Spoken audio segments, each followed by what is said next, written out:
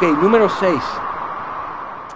6. Seguimos viendo en esto el voto del nazareo, qué quiere decir, qué implicaba entonces y qué es lo que deja para nosotros ahora en el Nuevo Testamento, que estamos viviendo tiempos muy difíciles, pero ellos vivían tiempos difíciles también, ¿verdad? Nosotros estamos como que nos vestimos diferente, comemos diferente, escuchamos diferente música, pero los dilemas centrales de nuestra vida siguen siendo las mismas y lo que Dios ofrece como camino para nosotros sigue siendo el mismo. Entonces, número 6, versículo 1, habló Jehová a Moisés diciendo, habla a los hijos de Israel y diles, el hombre o la mujer que se apartare haciendo voto de nazareo para dedicarse a Jehová, se abstendrá de vino y de sidra, no beberá vinagre de vino, ni vinagre de sidra, ni beberá ningún licor de uvas, ni tampoco comerá uvas frescas ni secas.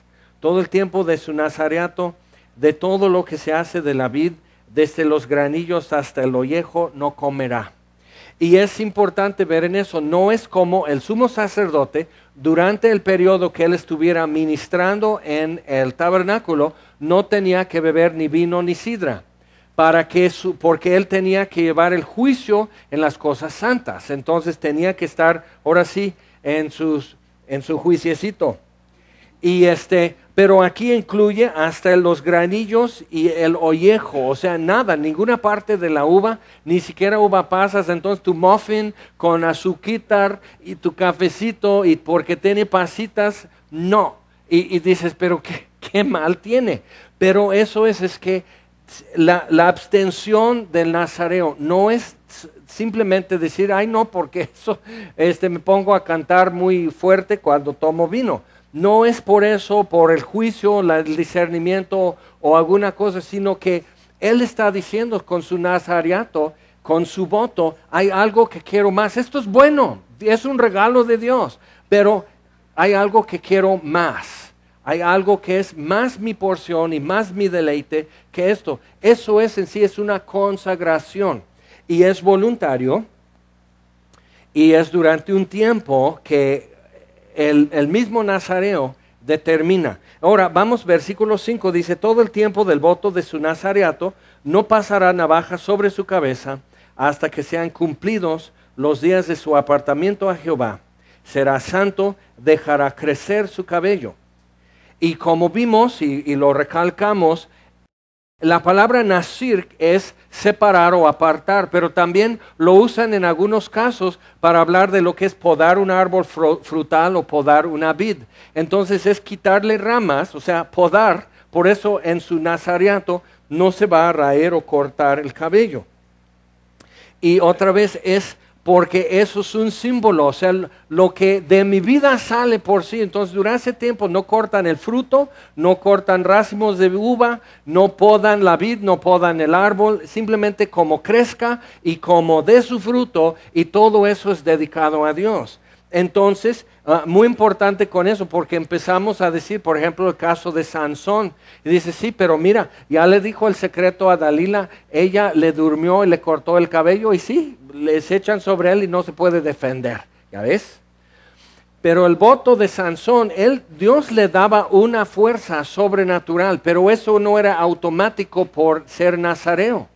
El ser nazareo en el caso de Sansón, como Juan el Bautista, como el profeta Samuel, el ser nazareo era dedicación a Dios. Y el problema realmente de Sansón es que él no estaba dedicado a Dios porque andaba con una mujer filistea que no amaba a Dios y que odiaba a su pueblo. Entonces, ¿qué onda, Sansón?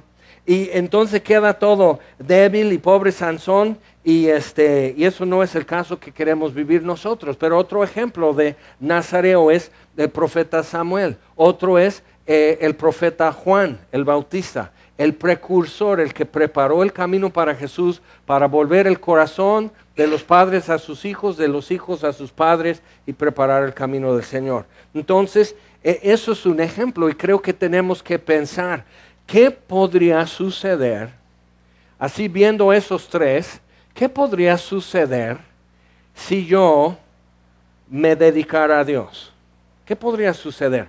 Ahora, un ejemplo es, por ejemplo, en Lamentaciones, el libro que escribió Jeremías después de la destrucción de Jerusalén.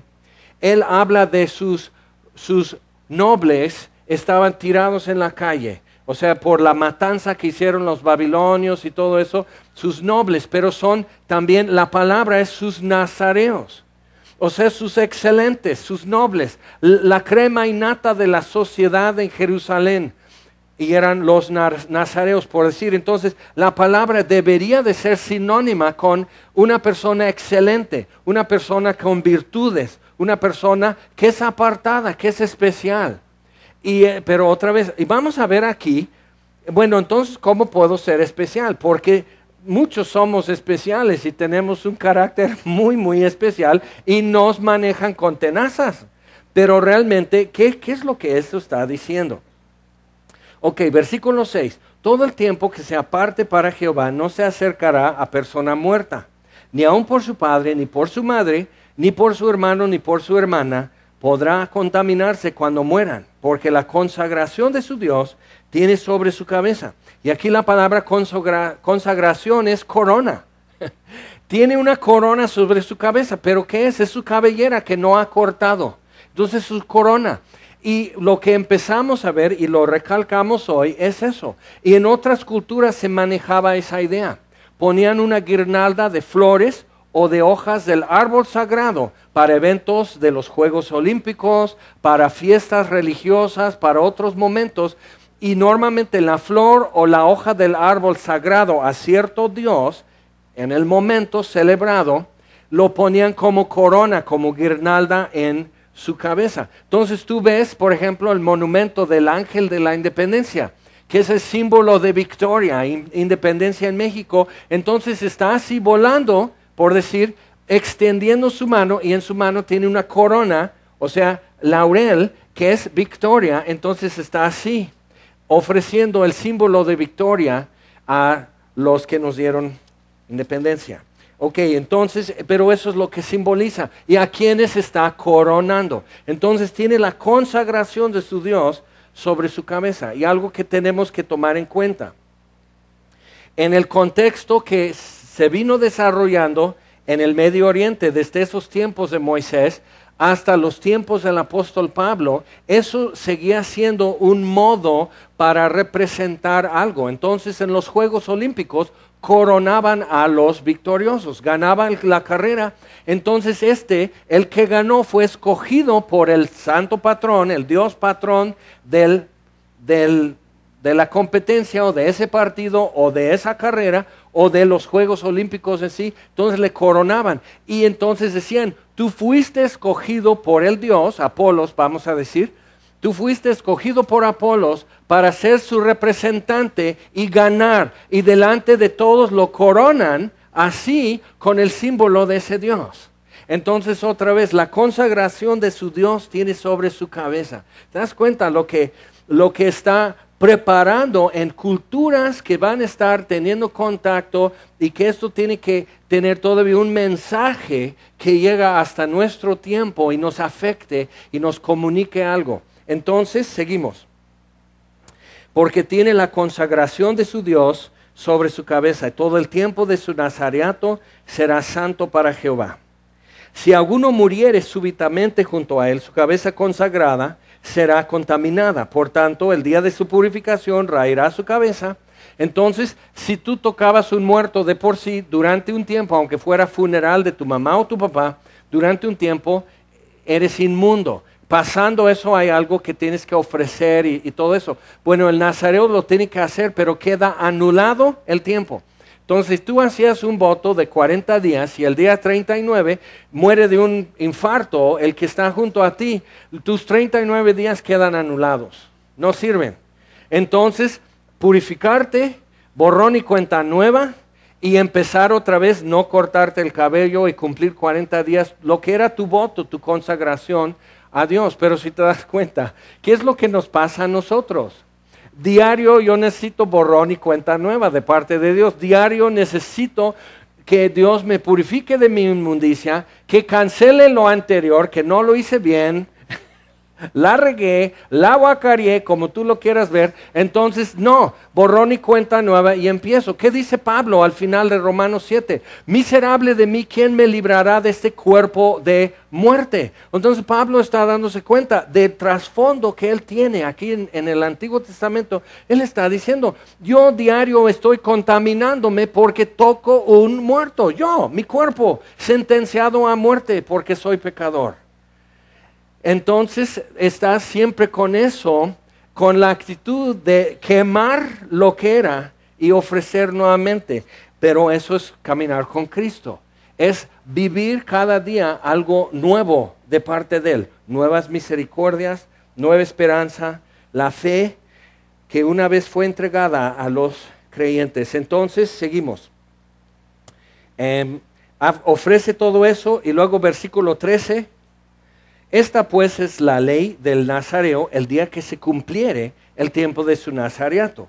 Vendrá a la puerta del tabernáculo de reunión, ofrecerá su ofrenda a Jehová, un cordero de un año sin tacha en holocausto, una cordera de un año sin defecto en expiación, y un carnero sin defecto por ofrenda de paz. Entonces siempre que venimos a dar gracias, tenemos algo.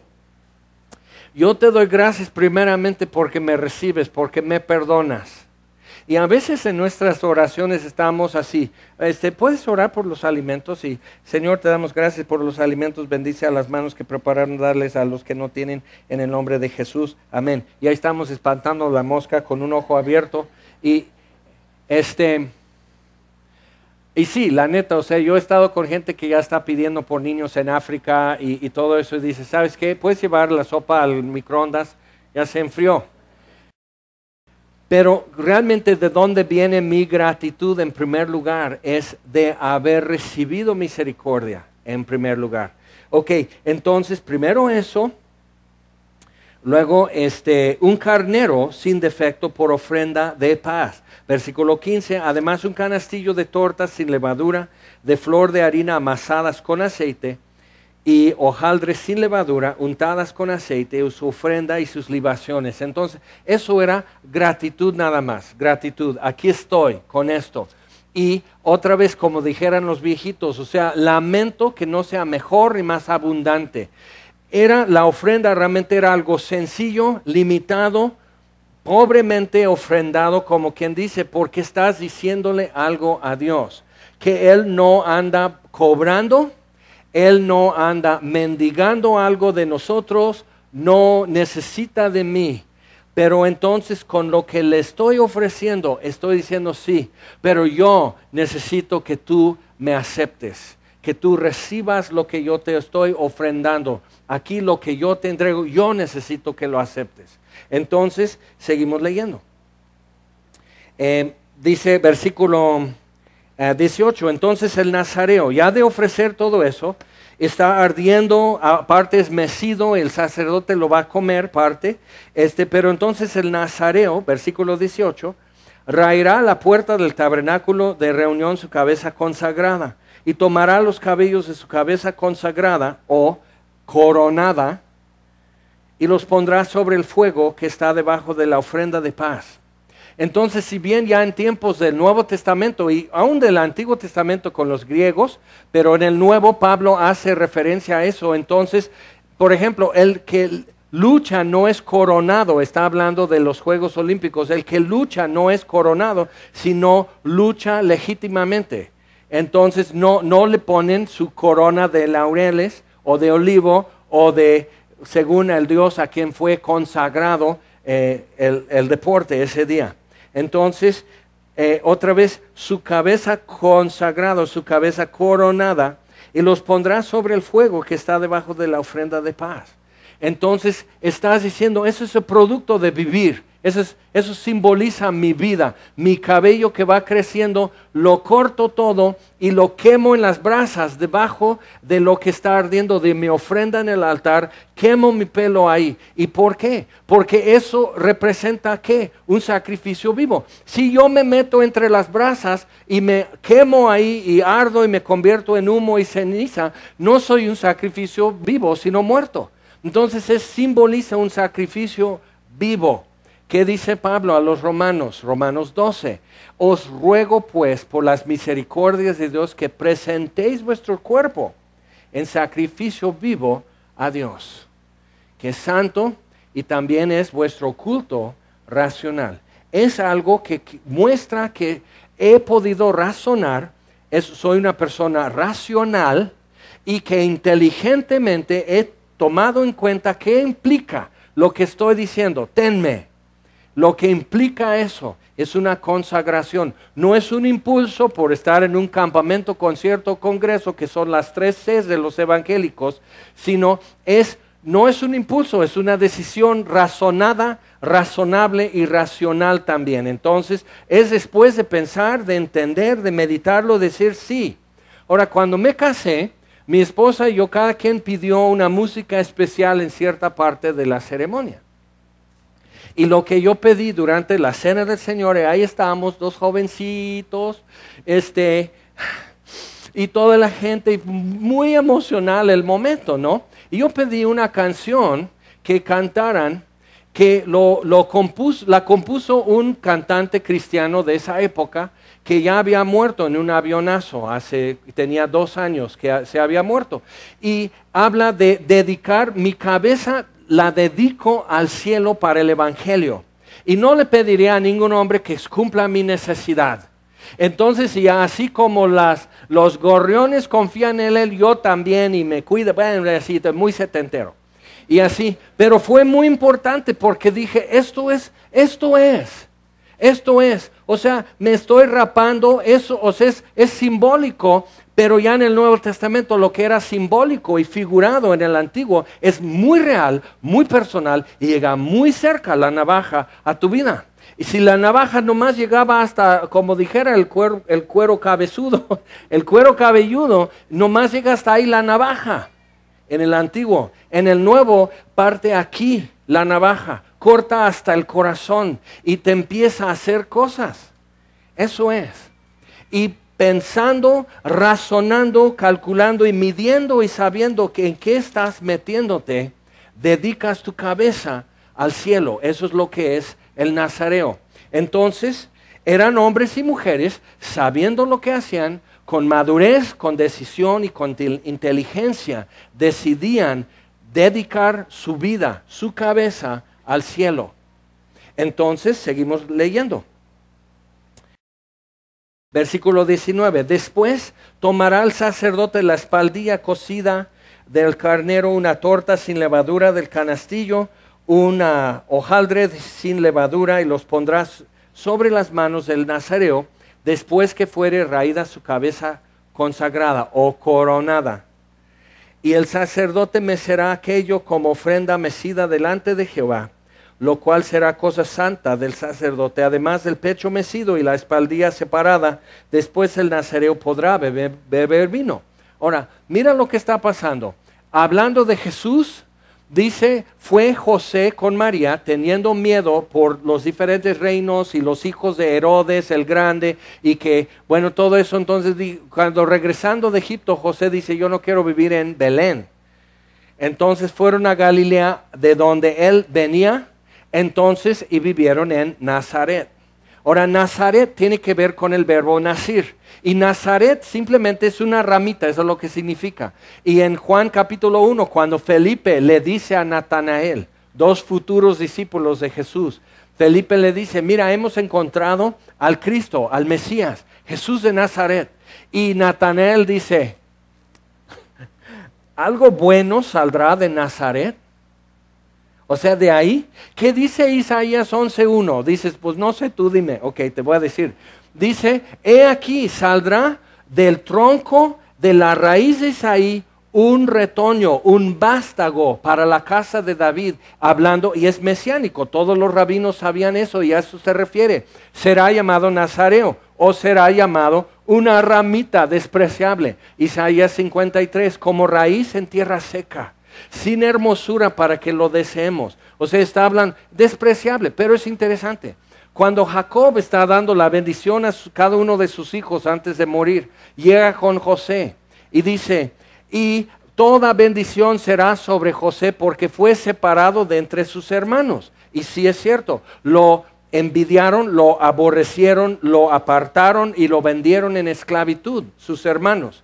Pero también lo traducen a veces noble, como en Lamentaciones, Jeremías dice tus nazareos, y lo traducen en muchas versiones, la traducen tus nobles.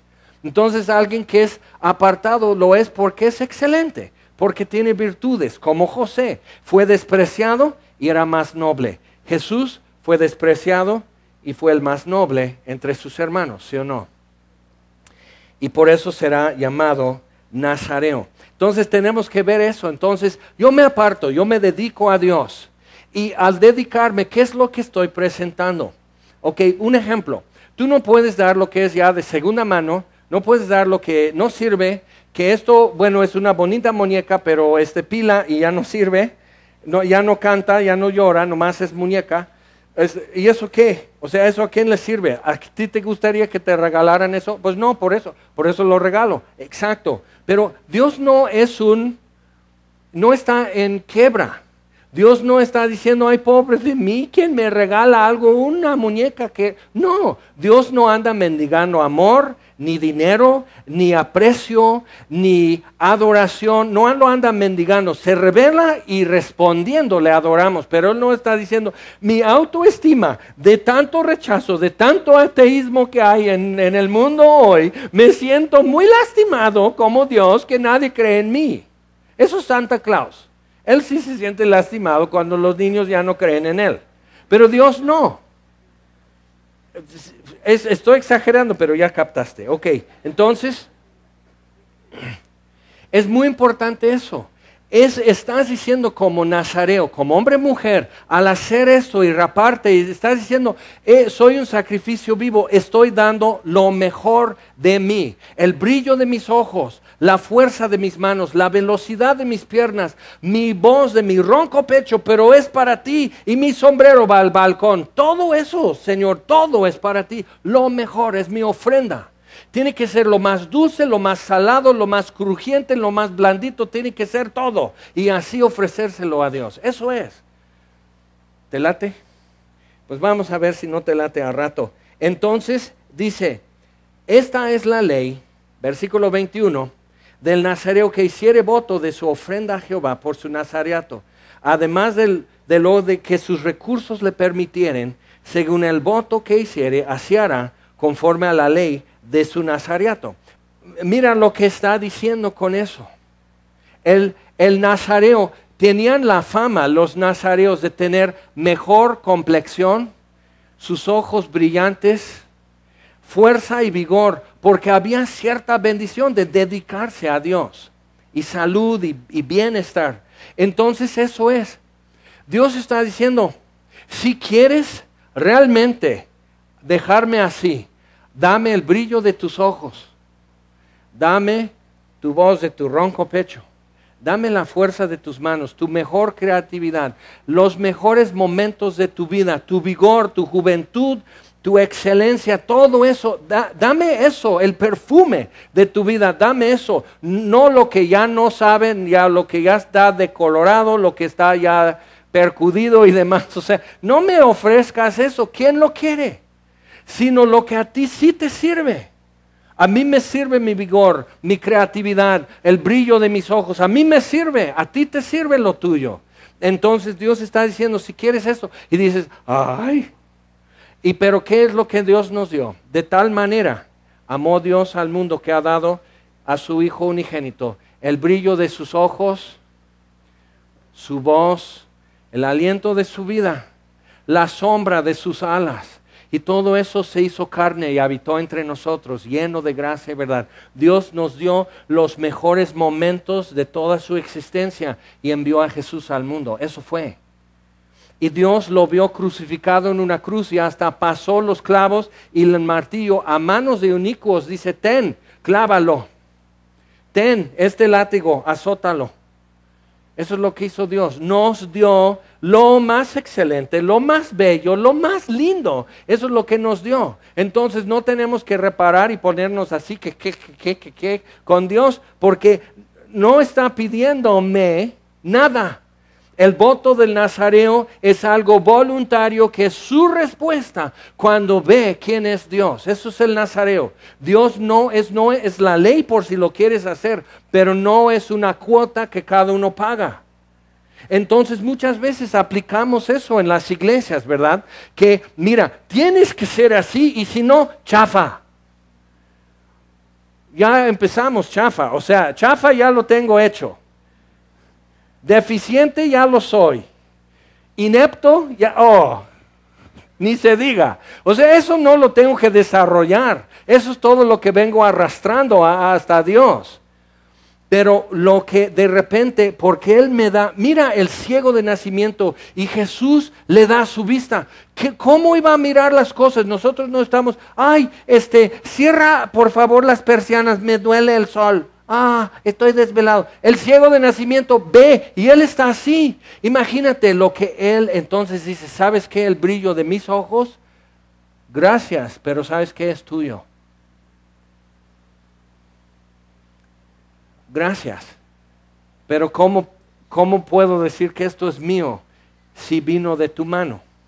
Ok, entonces, y luego es interesante ver en versículo 22 que incluye algo que dirías, bueno, ¿eso qué tiene que ver? Tiene mucho que ver, porque, por ejemplo, el papá de Juan el Bautista sale del templo después de quemar el incienso y ellos hacían esta bendición a la multitud, pero aquí lo coloca, ¿dónde? Junto con un momento muy personal, muy individual, que el nazareo, hombre o mujer, está viendo eso, está ofreciendo esto, deja esto, lo presenta al sacerdote, el sacerdote lo pone en sus manos, lo vuelve a ofrecer al sacerdote, el sumo sacerdote come de lo que el nazareo trajo, y tu sumo sacerdote Jesús recibe lo que tú traes y cena contigo, como dice, al que me abre, entraré a él y cenaré con él y él conmigo. Eso es lo que Dios está recuperando, el poder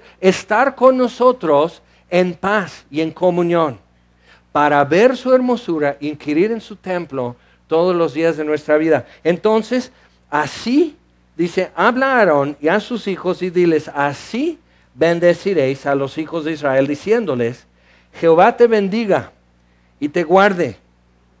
Por eso tenemos muchas veces la costumbre, ¿no? De que Dios te bendice. Mira, la forma bíblica, hermano, es Jehová te bendiga, Dios te bendiga. Esa es la forma bíblica. La forma ochentera es Dios te bendice, pero no es bíblica, nomás suena. Pero los 80 ya pasaron. Lástima, pero ya. Jehová te bendiga y te guarde. Aprende el uso del subjuntivo. Acuérdate de los días de primaria y secundaria que estudiabas español. El subjuntivo es algo que queremos que suceda. Jehová te bendiga. Ya sé que te bendice, pero yo quiero que te bendiga más. Jehová te bendiga y te guarde. Y con eso ya estamos. Que Dios me bendiga y me guarde, ya estoy. Pero dice, Jehová haga resplandecer su rostro sobre ti y tenga de ti misericordia.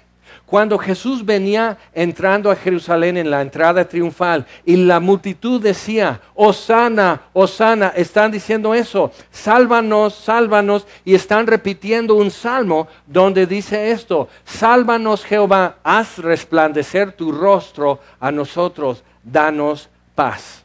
Entonces eso es la bendición. Jehová haga resplandecer su rostro sobre ti y tenga de ti misericordia.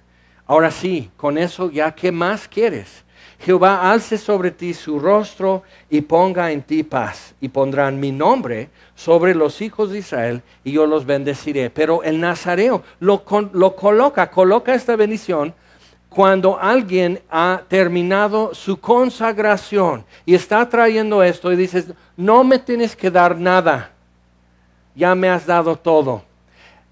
Acéptame esto, permíteme ofrendarte esto que es pobre, que es insuficiente, pero permíteme decirte que te adoro, que te amo, permíteme adorarte Dios. Entonces cuando hacemos eso, y está diciendo, y esta bendición, y termina diciendo, y así pondrán mi nombre sobre los hijos de Israel, y yo los bendeciré. Entonces eso es un producto también de consagración. Y Dios ya nos está diciendo de qué se trata. Vamos a ver muy rapidito algunas cosas ya en el Nuevo Testamento. Como hemos dicho, muchas cosas que eran muy así y a veces como que, no sabemos por dónde tomarlo en las manos porque es muy fuerte lo que vemos en el Antiguo Testamento. Pero prefigura algo del Nuevo Testamento que es muy personal, muchas veces invisible, pero no es menos real, es más real que algo que es aceite que unjan un rey, un sacerdote con aceite, pero en el Nuevo Testamento es el Espíritu Santo que no ves, pero es mucho más real que un medio litro de aceite. Y el incienso quemado es algo muy lindo, pero es mucho más real. La adoración y la oración ante Dios es mucho más real y no limitado a un momento y un lugar, nada más. Entonces, prefigurando esas cosas, vamos a ver. Vamos a 2 Timoteo capítulo 4. Pablo hace muchas referencias a deportes y a la vida militar en sus epístolas, tratando de explicar mejor con cosas muy cotidianas, muy fáciles de verificar y de conocer a primera mano para los lectores. Y en esta segunda epístola de Pablo a Timoteo, ya se está despidiendo de Timoteo, es preso en la cárcel, ya está sentenciado a la muerte. Le advirtió en los primeros versículos de la epístola, el que no lucha legítimamente no puede ser coronado. Entonces piensa en lo que te estoy diciendo, Timoteo, haz las cosas bien. Eso es la competencia deportista, olímpico y demás. Ok, 2 Timoteo 4, versículo 6, porque yo ya estoy para ser sacrificado. Mira, él vivía un nazareato, Pablo, realmente. Eso era una consagración a Dios. Y él ya ve su sentencia de muerte de parte de Roma como un proceso de sacrificio a Dios. Porque ya había vivido lo que es ser sacrificio vivo. Y simplemente dice, yo ya estoy para ser sacrificado. Y el tiempo de mi partida, usa un modismo carcelario de aquel entonces, su partida, o sea, ya va a salir mi boleto. Pero él no está diciendo, sí, ya me van a dar libertad. No, Dios me va a dar libertad, me van a matar y me van a librar, por fin. Y el tiempo de mi partida está cercano. He peleado la buena batalla, he acabado la carrera, he guardado la fe. Imagínate terminar tu vida con esas tres frases. He peleado la buena batalla. Le costó algo. Al nazareo le cuesta vivir su nazareato. Le cuesta algo. Se priva de cosas, se abstiene de algo bonito que no es pecado, pero se abstiene de algo porque quiere otra cosa más. El atleta se abstiene de algo porque quiere otra cosa más. El estudiante de medicina se abstiene de muchas cosas porque tiene que servir y hacer prácticas de muchas horas porque quiere eso más. Y así va. ¿Qué es lo que más quieres? Y verás también qué es lo que sacrificas. Te muestra qué es lo que más quieres. Si no sabes lo que quieres, otros te pueden decir nomás viendo tu sistema de sacrificio. He peleado la buena batalla, he acabado la carrera. Él dice a los filipenses, una cosa hago, yo estoy corriendo en mi carril, extendiéndome adelante, así corro en mi carril. Y literalmente está diciendo con la mirada a la raya, porque en aquel entonces como ahora en los Juegos Olímpicos, si te sales de tu carril te descalifican. Si pisas la raya de tu carril te descalifican. El carril es del ancho que tú necesitas para correr bien. Y no hay nadie en tu carril, ni tú estás en el carril de nadie. Entonces, ¿con quién estás compitiendo? Si estás sirviendo al Señor, si estás sirviendo en la iglesia, nadie está en tu carril, nadie te estorba, nadie cruza, nadie se atraviesa. Y el único que está contigo en tu carril es el que va adelante, que es Jesús. Ok, he acabado la carrera, dice. Entonces, si Pablo ha acabado la carrera, ya ve Jesús muy cerca a él. Es un buen momento en tu vida. No es horrible, no es trágico, es un buen momento para Pablo poder decir eso. He guardado la fe. Por lo demás, me está guardada la corona de justicia. Mira, ahí está. Y tu cabello creciendo y tu voto de consagración, me está guardada la corona de justicia. Dice, la cual me dará el Señor juez justo en aquel día. Y no solo a mí, sino también a los que aman su venida. Entonces puedes decir, híjole, pero yo nunca voy a tener una corona de justicia. Y no puedes pensar en una coronota así de España, de Gran Bretaña, algo así de oro y joyas y todo eso. Es una guirnalda de flores o de hojas. ¿Ok? Eso es lo que Pablo está pensando cuando escribe esto. Lo que ellos entendían cuando lo oyeron. Entonces una corona de justicia. Quiere decir, porque Jesús dice en el Sermón del Monte, bienaventurados sois cuando os vituperen, cuando os persiguen por causa de la justicia o por causa de mi nombre, bienaventurados, oh qué felices son. Entonces vencedores en justicia. Si sabes aguantar persecución por justicia, ganaste. Peleaste la buena batalla, acabaste tu carrera, guardaste la fe. Y dice, pero el distintivo de aquellos no es que me peleo con el que me critica. Eso no es ser perseguido por causa de la justicia, sino ser perseguido por necio. ¿Ok? Pero dice, la cual me dará el Señor juez justo en aquel día, no solo a mí, sino también a todos los que aman su venida. Entonces el distintivo de Pablo, para hacer lo que él hacía, para hacer las prioridades que él hacía, era eso. Él vivía a la luz de la eternidad. Él construía a la luz de la eternidad. Él peleaba a la luz de la eternidad. Él sacrificaba lo que sacrificara a la luz de la eternidad. Y eso empieza a determinar prioridades, estructuras, disciplinas y metas en tu vida. Muy distinto. Entonces muchas veces estamos criando a nuestros hijos con un patrón de éxito secular que sin Dios lo pueden lograr, totalmente sin Dios lo logran miles. Y no les estamos enseñando, quizás porque no lo sepamos vivir tampoco.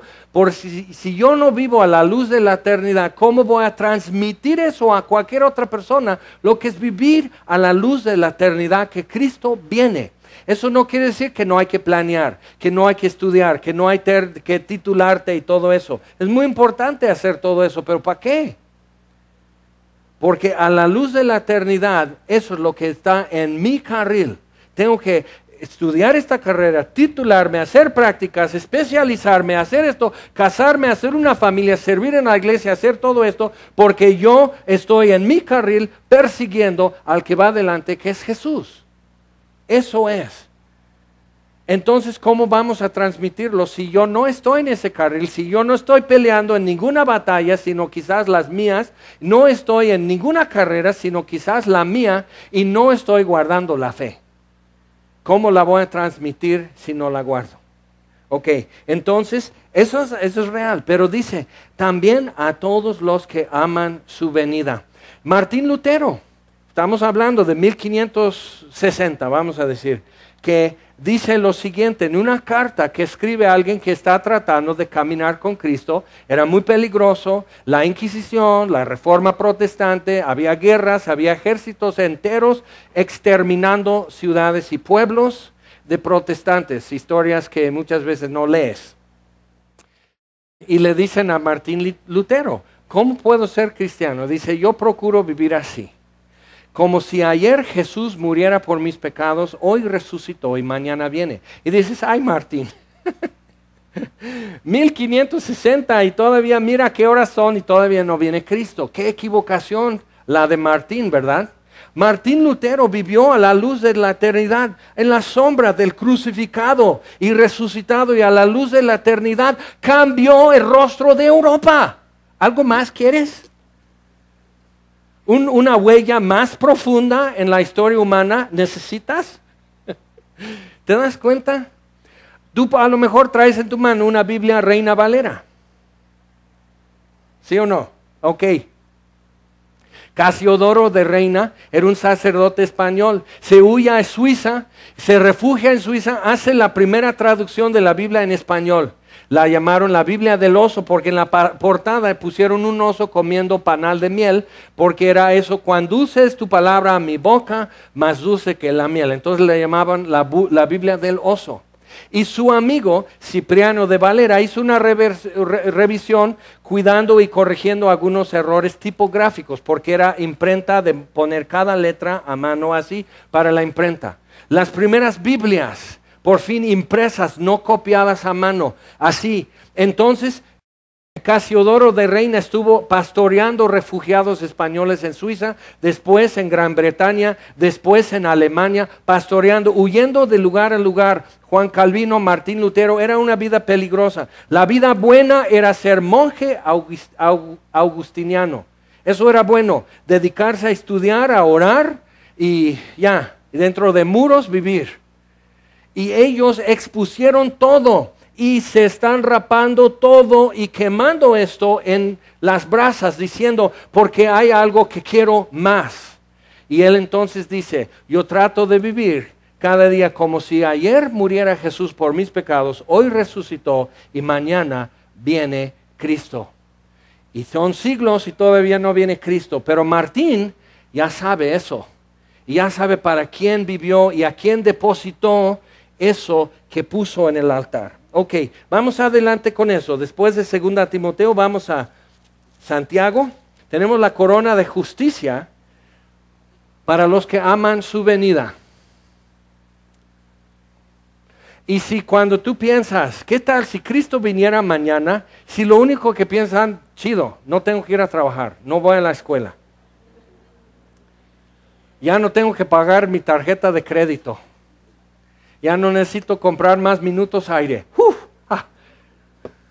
Si eso es lo último que llega cuando estoy diciendo eso, pero ponte a pensar en eso. ¿Qué será ver el resplandor de Jesús reflejado en los ojos que quizás de tu boca o de tu mano oyeron la palabra de Dios?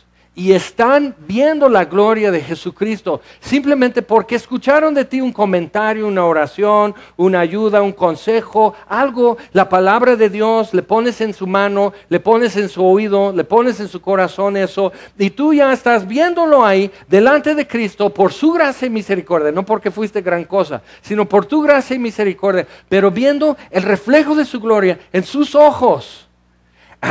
Para eso yo amo la venida de Cristo. Cómo anhelo ver el resplandor de Jesús reflejado en los ojos de millones de mexicanos. No sabes cómo se me antoja eso. No tienes idea de cómo se me antoja.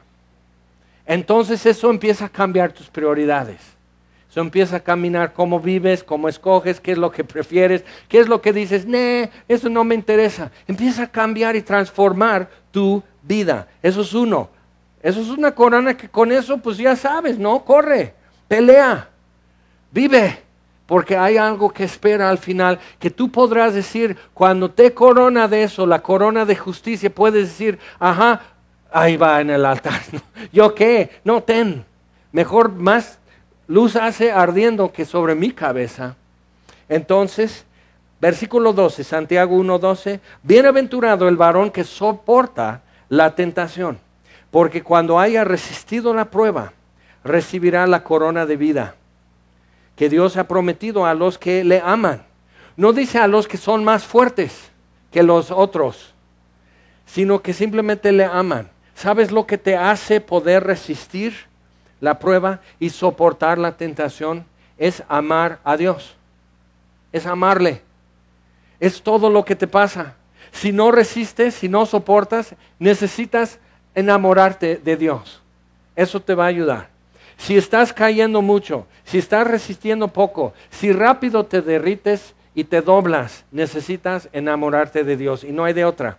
Porque dice, bienaventurado el varón que soporta la tentación, porque cuando haya resistido la prueba, recibirá la corona de vida. ¿Por qué? Porque el que resiste bajo prueba, el que soporta en tentación, sabe vivir, y por eso es corona de vida, porque sabe vivir. Porque el que sabe decir no, es porque ya aprendió a decir sí a otras cosas. Es por eso.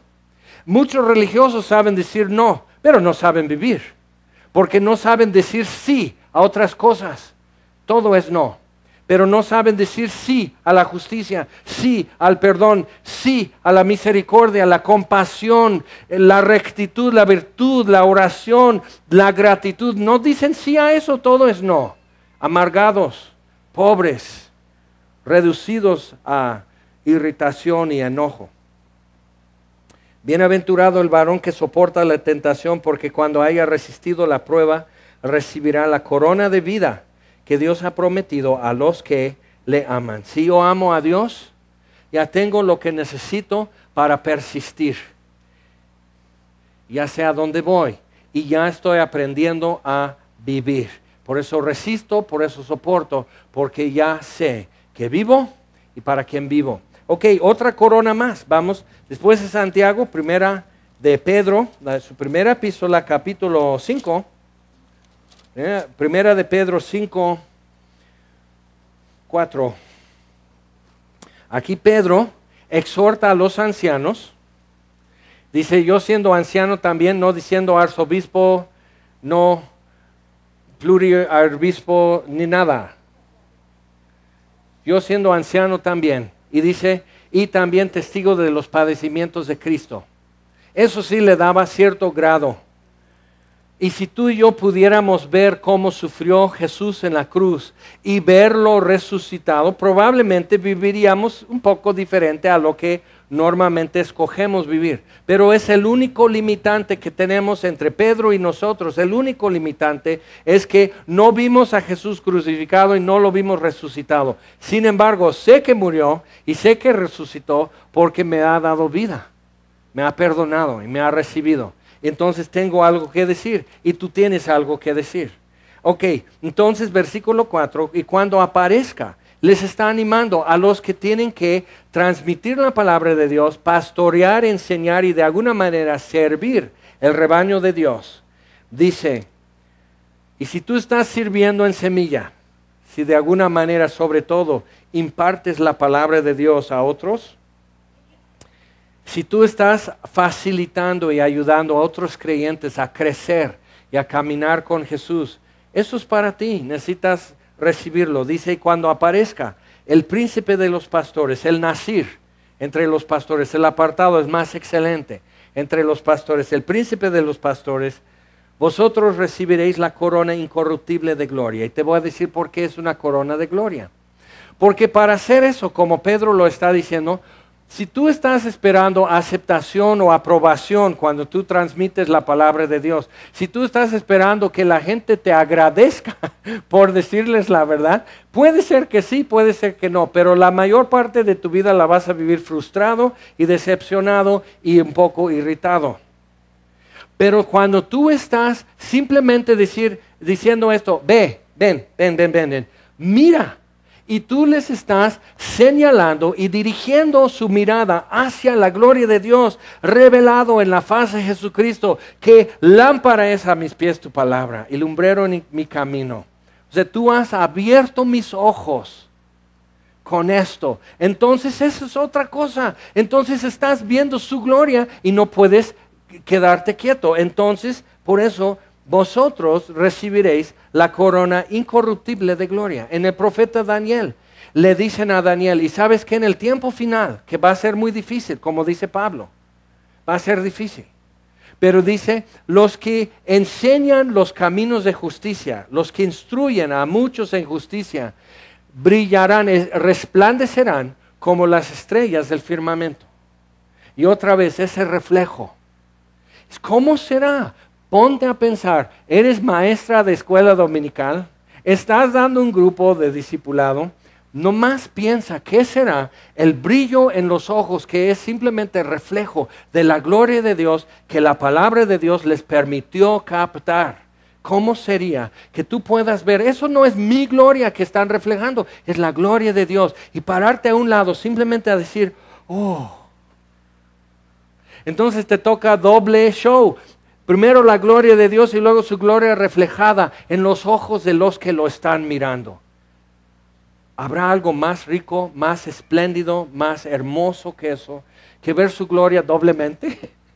que ver la seña y la prueba de su redención en multitudes. ¿Habrá algo más bendito que eso? Ok, eso es otra corona. Dices, ok. Vamos a Hebreos, ya antes de Pedro, antes de Santiago. Vamos a pararnos aquí, que creo que eso tiene mucho que decirnos. Jesús dijo en la noche que fue entregado, y hoy vamos a tomar la cena del Señor, y si quieren empezar a repartir, los anfitriones ya van a repartir los símbolos. Y tomó el pan y tomó la copa. Y Jesús dijo, coman de esto. Y tomó la copa, dice, beban de esto. Y dice, y os digo, que desde ahora no beberé del fruto de la vid, hasta que lo beba con vosotros juntos en mi reino. Entonces Jesús en efecto está diciendo, yo estoy tomando, con mis discípulos, yo estoy tomando un voto, que nada, o sea que no me va a dar gusto el fruto de la vid, no va a saborear eso, hasta que no lo pueda saborear con todos mis redimidos en mi reino. Es un voto que hizo Jesús. Hay algo que Él espera con nosotros. No espera tu servicio, no espera tu talento. Lo que Jesús está esperando es esto con los redimidos de toda nación, linaje, familia, tribu y lengua. De todos, eso es lo que Él está esperando. Ya lo demás lo hizo. Eso es lo que está pendiente para Él. Entonces, interesante. Vamos a Hebreos 12, versículo 1. No vayas a regar el juguito sobre tu Biblia. Tenemos que ver esto. Hebreos 12, versículo 1. Y cuando estás tomando el pan y tomas esta copa, ve pensando en lo que dice aquí. Es tremendo. Dice, por tanto, nosotros también, teniendo en derredor nuestro tan grande nube de testigos, despojémonos de todo peso y del pecado que nos asedia, como un nazareo. El nazareato implicaba despojarte de algo, de cosas que te enredan los pies, del peso encima que no te deja correr bien. Entonces, abstenerte de algo, librarte de algunas cosas, y dice, despojémonos de todo peso y del pecado que nos asedia, y corramos con paciencia la carrera que tenemos por delante, puestos los ojos en Jesús. Los que aman su venida, los que le aman a Él, los que quieren ver su gloria y su gloria en otros. Puestos los ojos en Jesús, el autor y consumador de la fe, el cual por el gozo puesto delante de Él, sufrió la cruz, menospreciando el oprobio, y se sentó a la diestra del trono de Dios. Hay un momento en la vida de Jesús que Él también, y lo puedes leer en Getsemaní, cuando Él se está despojando de todo esto, cuando Él está ya quitando todo esto y está ya en lo último en su carrera para terminar, y está corriendo unos cuantos pasos más hasta la cruz. Por el gozo puesto delante de Él, sufrió la cruz, menospreciando el oprobio. Es el más noble entre sus hermanos, pero despreciado, hombre de dolores, escondimos de Él nuestro rostro.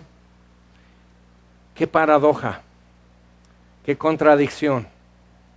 Ok, si has recibido ya el pan y la copa, y podemos decir, bueno, entonces con esto estoy diciendo algo a Dios, estoy recibiendo algo, estoy diciendo, reconozco que tu cuerpo fue entregado por mí, Jesús. Estoy reconociendo que tú diste tu vida por mí, que esto es lo que cuesta amar a alguien como yo, es que alguien dé su vida. Y Dios dio el brillo de sus ojos, la fuerza de sus manos, la sombra de sus alas, el aliento de vida, lo puso en Jesús y lo envió a la cruz por nosotros. Así. Entonces, ¿cómo no podemos nosotros también decir, sí, esta corona, ten. Sí, me hiciste vencedor en la justicia, en la vida, buscando tu gloria, sí, gracias por la corona de gloria, pero ¿sabes qué? Ten. Entonces entregas tu voto de nazareo sobre el altar, como Jesús. Por el gozo puesto delante de Él, sufrió la cruz, menospreciando el oprobio, y se ha sentado a la diestra de Dios.